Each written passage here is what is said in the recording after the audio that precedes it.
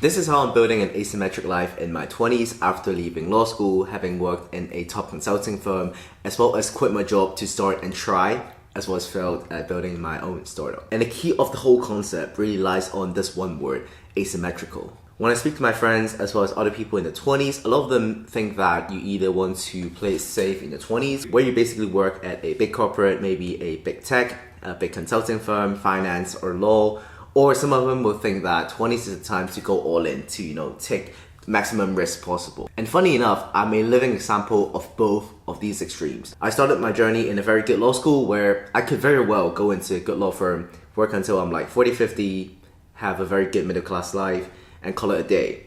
I have worked in a very good consulting firm where a lot of people would die to get my job. But at the same time, I've also tried the other end of the spectrum, where last year I quit my job. I quit everything, cold turkey without any plan, to basically try build my own startup. And having been on both of these extremes, I realized that the magical spot is somewhere in between that not a lot of people talk about because it's more nuanced. It's not easily understandable where you can just say either take risks or play it safe. But that space is a space where you can build a life that is asymmetrical, where you get non-linear returns without taking major risks. And like I said, it all hinges on the concept of asymmetry, which I'll share with you guys today. But before we go into the concept of an asymmetric life, I think we should first go through why it's not good to either go all in or just play it safe. I think if you're watching this, it's pretty self-explanatory why playing it safe alone is not worth it. And this is considering even if you work at a top tier corporate job like in investment banking, like in strategy consulting or corporate law. The problem with these paths is that it ties you to a very linear career progression.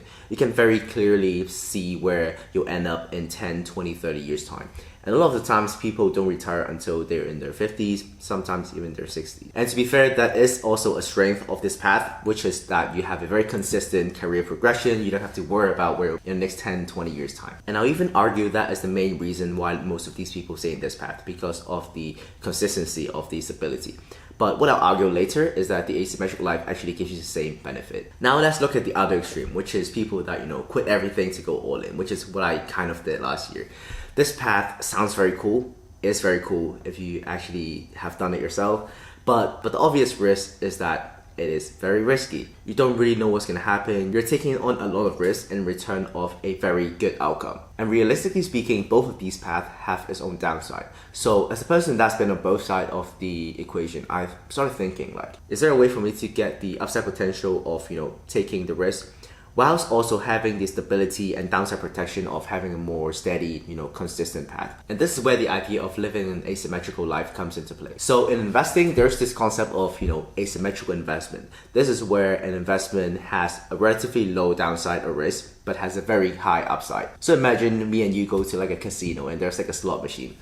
But this slot machine is cooked. Cooked not for you, cooked for the casino. Why? Because you put in $100 and there's a 50% chance that you'll get 500 out of it. And the other 50% of the time, you'll get nothing back. Now, if you're kind of smart, you just keep spamming this machine because half the time when you put in 100, you'll get 500 back. And in this case, your downside is well protected because the maximum you'll lose is 100. But then the chance of you getting 500 is quite high because there's 50%. So for every 2 times you put in $100, you'll get 500 back. And that is a no-brainer. And that's the first characteristics of an asymmetric approach, which is looking for something that has limited downside, but very, very high upside. And the second characteristic is compound effects. I think Albert Einstein says something like compound interest is the 8th wonder of the world or something. Compound effect is all about the exponential return, where instead of looking at something that's linear as in like this year you make 100, next year you make 150, and then year after that you make 200, and every year you just get 50 more. Compound interest stacks and it gives you, asymmetrical exponential return. And that's the second characteristic. And the last characteristic is exactly that. You're looking for non-linear returns. You're not looking for, linear consistent returns, but instead you're trying to look for something that if you do it in the long run will give you non-linear above average returns. And those are the 3 main characteristics of an asymmetric life. But okay, cool.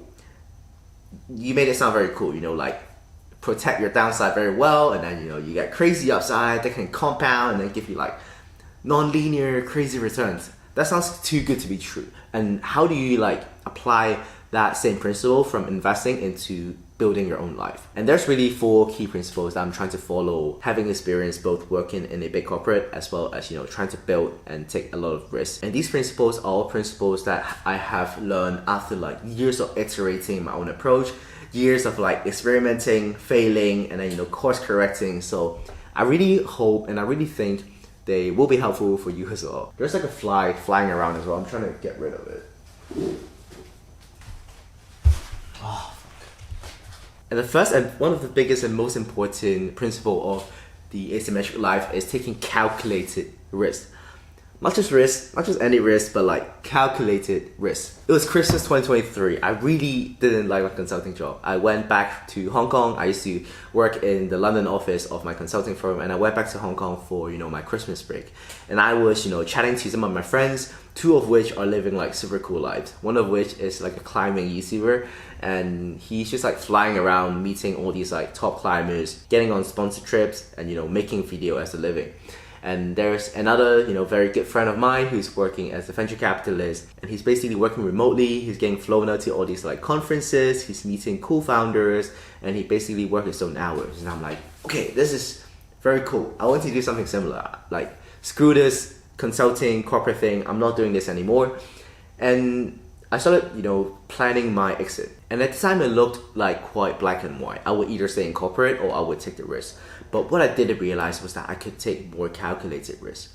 What I did at the time was that after 3-4 months of thinking it through, I decided to quit my consulting job and started doing what people nowadays call vibe coding / indie hacking. I indie hacked and coded a few different projects. A few of them were pretty cool, were the reason why I was able to get like a few interviews for startups down the line and eventually landed in my current startup. But what I should have done was to take the risk a bit smarter. So yes, the decision to quit my job to try build my own business / startup has very high risk, but also very high reward. The potential reward being, if it worked out, I'll be working on it for the next 10-20 years. Or someone might come buy my startup and then, I can move to Thailand to sip coconuts or something. The risk is also very high because, the risk is that this might not work. I won't have my consulting job anymore. I won't have, regular income coming into my bank account. And when you look at it, this is a typical scenario where the risk is as high as the reward. And what I should have done was to be more calculated, be more smart. Is there a way for me to either increase the reward on this side or to decrease the risk on this side? And I'll give you a very practical example on what I should have done. For example, I could have stayed in my consulting job for another 3 to 6 months. And in those 3 to 6 months, I spent all my time outside of my job trying to build this startup. And I only quit when there's already some signal of it working well. Now, in this scenario, maybe the timeline of this, startup journey would have been lengthened because obviously I'll be doing this on top of my day job. But the risk of this decision would have significantly gone down because the major risk, which is, me quitting this job, not having, the stable income, would not be a problem. Because if I took this approach instead, I'll only be quitting my job if my startup already has some kind of traction. And this really is the first major principle of the asymmetric life. Always take smart and calculated risk. Always think of whether there's a way to lower your risk in a decision whilst maximizing the potential upside. And always make the decision which gives you the largest asymmetry between the two. And this is not just for, major life decisions, but also your micro day-to-day decisions. For example, last month, I got invited to this meetup with a group of founders and creators,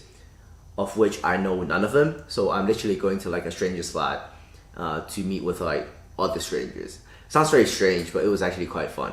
So the risk here is that, I would have wasted a Friday night where I could have, stayed in, watched Netflix, spent time with my girlfriend, or even like gone out with my regular friends who I know very well. And that's the risk, the risk of wasting my Friday night, which is, okay, not significant. But when you think of the potential upside, the upside is that there's like 20, 30 other very cool founders and creators that will be going to that event. And realistically, I only need to meet 1 or 2 very cool people for this event to be worth it. And there's 20, 30 of them. So in this case, this is a very classic case of asymmetrical bet. The worst case scenario is me, wasting a bit of my time on a Friday night.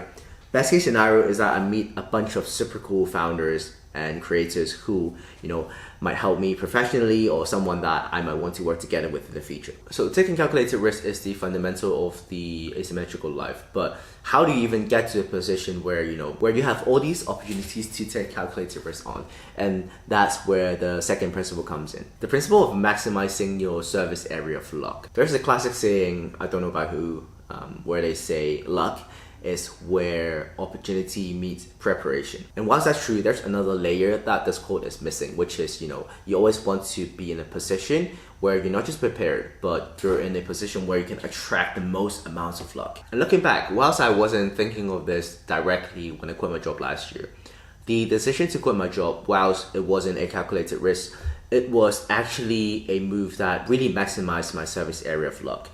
Because last year when I quit my job, yes, I was, building and vibe coding, but I was also, documenting my journey on YouTube, on Instagram.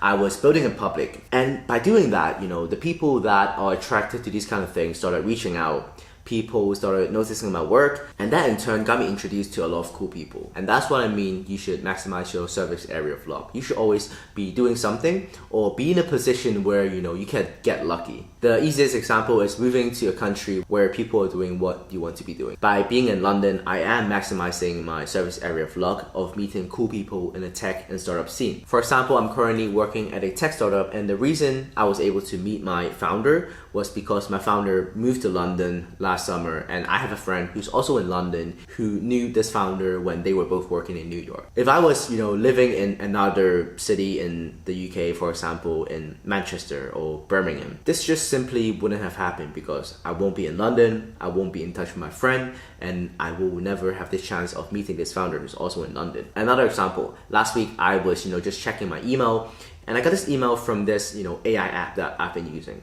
And turns out they were based in London. It was pretty cool to see that, an AI app that I'm using is based in the same city as I am. So I looked up a few of their LinkedIns. I messaged one of them. I told them, hey, I'm a user of your app. It's actually really cool to see that you guys are also based in London. And that person has a very cool, career path.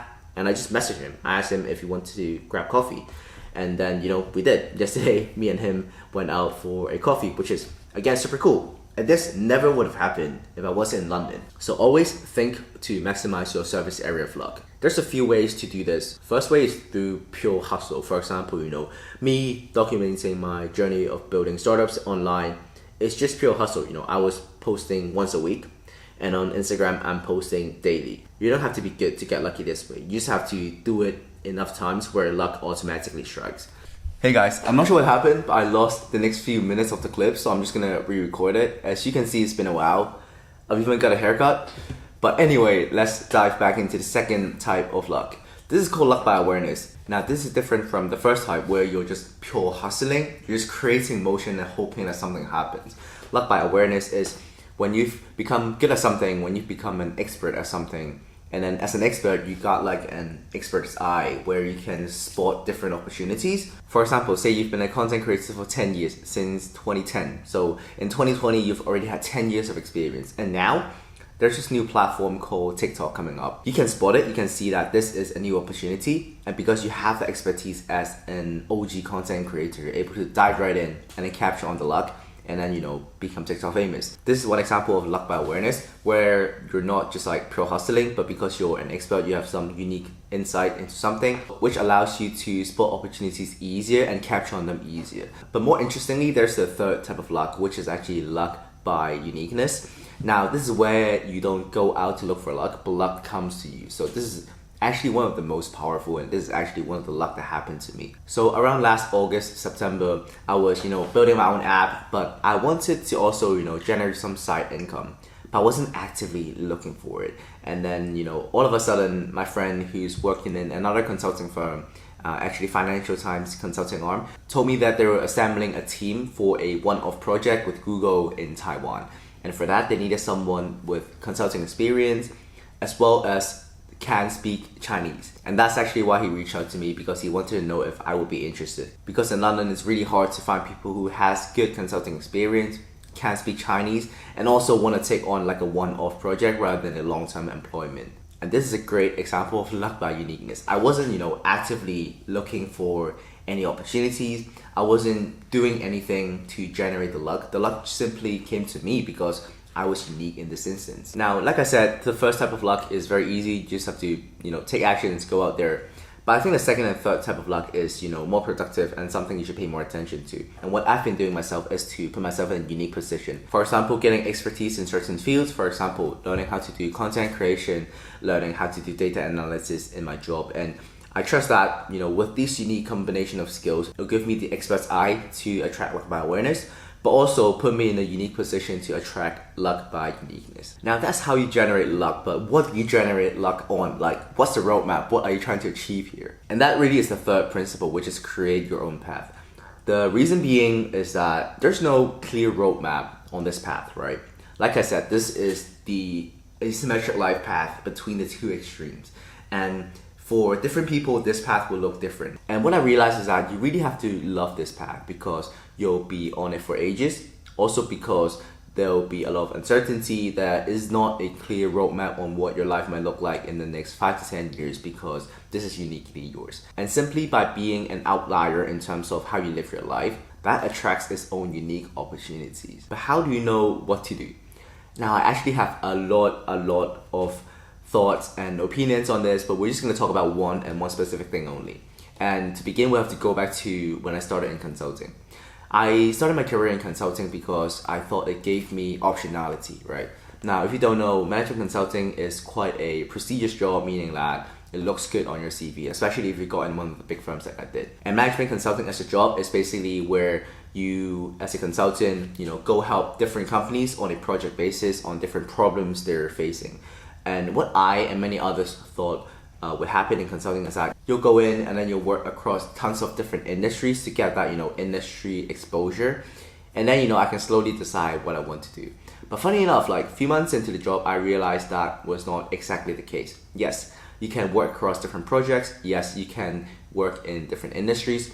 But the people that were getting promoted the quickest, or when I look at my managers, which are like people 5-6 years ahead of me, what they're doing the best is specializing in one particular thing. For example, they're known for working with like telecommunication projects, or they're known for working with like industrial related projects. And that's when it hit me. You want to specialize, but not just be a complete generalist.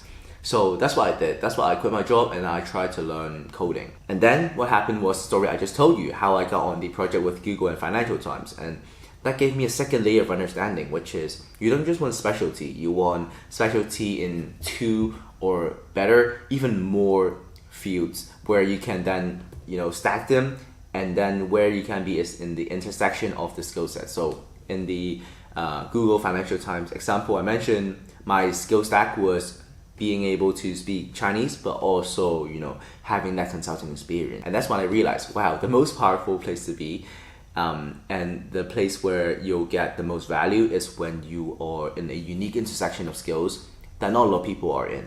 So that's what you should be working on. What's the 2-3 skills that you can be good enough, and then stack them together to create a killer combo. And you don't even have to be like the best in the skill. I'm not the best consultant. There's a lot of consultants out there in London better than me. I'll just call myself average. I'm barely a good Chinese speaker. Like my Chinese skill, specifically Mandarin, is probably below average, but in this case, being below average in one of the skills and being completely average on the other skill already attracted this opportunity to me because of how unique the skill set is. Okay, so that's the clip that somehow vanished. So let's get back into the old video. But how do you find out what things you want to become the top 1%? And this is the idea of creating your own path. It's very easy to go down the traditional path and do what everybody is doing. But if you do what everybody is doing, the competition is going to be crazy high because, everybody wants to go into tech, everybody wants to get into investment banking. But if you're able to take what's generic, maybe even 2 very generic ideas, and then mash them together, that becomes something unique and that becomes your own path. I basically took that idea and then started crafting my own path since last year. I become someone with consulting experience who also knows how to build an app from scratch, who also knows content marketing and growth because of, content creation. And that puts me in a very, very unique position where I'm able to attract all these opportunities that we also talked about just now. So think about it in your own case, right? Like, where are some areas where you're better than the average person, and how can you stack them together to give yourself an unfair advantage? Because now I know if in the distant future there somehow is an opportunity where someone needs someone with, consulting experience, who also knows how to build an app, who also, needs to speak Chinese and also know how to make content, like there probably is less than 20-30% in the whole of London who's able to do that. And for that reason, I'll be able to charge a premium for that thing, because I'm not just 1 in 100, 1,000, I'm probably 1 of 1. And that's how you should be thinking about building an asymmetric life. I think those 3 principles are a very good starting point, but how do you sustain this path, without feeling like you're burning out or without feeling like you don't know what you're doing? Because in reality, right, this is not the traditional path. It's called the asymmetric life for a reason, because you're getting outsized returns that not a lot of people are getting, because you're taking, above average and different decisions to normal people just, working a normal job. And the last thing you need to understand to really make this a lifelong endeavor is to understand that the return is not going to be linear. It's going to be compound and exponential. Meaning the longer you stick with it, the better the return. I think as someone who grew up in Hong Kong, very, traditional elite society where everyone works very, normal office job, it was really hard for me to wrap my head around the idea of exponential return. I go to school, I finish my exam, I went up a grade, same happens, 6-7 times, and then, wow, now I'm in high school, and then the same happens and I get good grades, wow, now I'm in university. It's very linear, right? There's step-by-step approach to this. But to live an asymmetric life, to get these outsized returns, you have to understand that the path is not linear. The path is exponential. Going back to the slot machine example from the beginning. This is not a slot machine where you can put in 100, and then every time you can guarantee that will give you back 101, which you just keep doing it, and then each time you get like $1 more. This is a slot machine where you put in 100, half the time it'll give you 500, other half it'll give you none, which means you could very well be like doing this for like multiple times, paying $100 each, and then getting nothing back until one time you get 500. And this is the asymmetric, non-linear, exponential part of this path. Yes, if you do it for long enough, it is in your favor for you to win, but you have to do it for long enough for it to compound, for the result to actually come your way. And I understand it deeply as a content creator. I've been doing content for 4 years now, which is kind of crazy. I started during COVID. And I have to say I've never been the most consistent, because I'm always used to like linear returns. I expect, in the first video I'll get 50 views, second I'll get 100, and the third I'll get 1,000, and then the fourth I'll get like 1,000 and a bit more, and that every video will get a bit more. But content is different. Content is also exponential, which means I could get nothing, and then all of a sudden I can get like 1 million views. And that's actually what happened to me on Instagram. I've been posting daily since January. Basically nothing happened, and then like after 2 months of posting, one of my content went viral, got like 4 million views, and that's just how it is. That is exactly like the slot machine example where you get nothing, and then you get everything. And this exponential nature of the asymmetric life is again exactly why you have to take calculated risks. If you just take full-on risk where this have to work or else you're cooked, then you'll never know when the slot machine is gonna give you that $500 bill. You could do it for like 1 time and it gives you back, which is great. You could do it 10 times and it still gives you nothing. Which is why it's so important to have your downside protected and take calculated risk. But if you do that well, meaning that you can keep playing this asymmetric life game, you will win in the long run if you calculate the risk correctly. And I'll leave you with one quote to let you figure out what you should do in this asymmetric life of yours. If you have decided that this is something you want to do, if you have decided that what I said is pretty cool and you want to like join me on this journey on building your own asymmetric life. And this quote is, what feels like play to you that looks like work to other people? What feels like play to you that looks like work to other people? Because like I said, if you do decide you want to do this is going to be something that you do in the long run. This has to be sustainable. This has to be your infinite game, meaning that this has to be something that you do not just for the outcome, but because you enjoy doing it, by its own, even without much result, like what I'm doing with content. What is your infinite game? What do you do for fun that other people think it looks like work? Do that thing. Try it out. Make sure you A, protect your downside with taking calculated risks. B, maximize your service area of luck by either doing it a lot of times or positioning yourself well. And C, creating your own path by skill stacking, finding out what are the areas of intersection where you can be in the middle of, and that puts you in the top 1% of things. And then do it long enough, let it compound, let it grow, and one day you'll get the exponential return. And that's how I am building my own asymmetric life, and that's how I'm thinking about my life in the macro sense, in terms of where I want it to go in the next 5, 10, 20 years. I hope this has been helpful. This really is the concentrate of everything I learned in the last 2-3 years, all concentrated into this one piece of content. And I hope I was able to change something in your life. If you're even gonna change it a little bit, then I hope it does it for you. Now, with that being said, I'll be posting weekly. You can check out the stuff that I've been posting for the last few weeks, and if you like it, please consider subscribing.